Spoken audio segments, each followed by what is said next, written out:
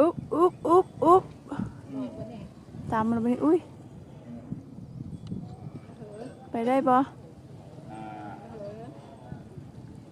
บอกมันกินน้ำแล้วมันก็ไล่กันขึ้นไปเด้เนาะมันคู่จะควมเติบกินแล้วนี่บ่เด้กินแล้วเลยก็ยางกลับขึ้นเด้เข้าไปอุ้ยมันมีคนไล่เสยเนาะมึงไหมโอ้งอมันหูบ่อยมันเคยดึงมากนะโอ้ลึงมากิน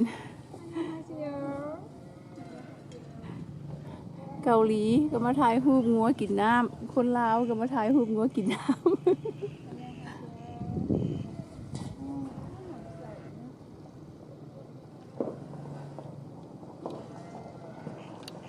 ไคยาคิงข้าเจ้ามาขี่เรือไคยาลงน้ำซองเห็นป่าอุ้ยป้าเล็กนี่มันเห็นเล็กจะเห็นเลยเงินตกเด้อยืนใกล้หลายเงินตกโดดลอยเอาป้าปูเว้ยเป็ดปูไปเห็นแล้ว School of Fish มันไปโรงเรียนสิ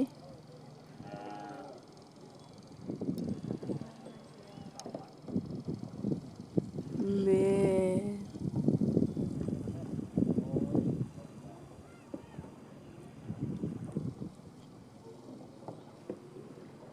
เป็นจะไปน้ำข้าเจ้าบ่เบิ่งคือมวนอยู่ได้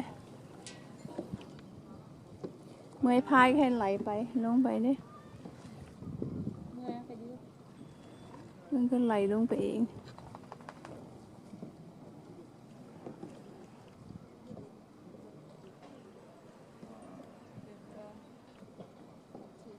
ปะไปจ่ายแล้วก็ไปจ่ายค่าอาหารแล้วก็ไป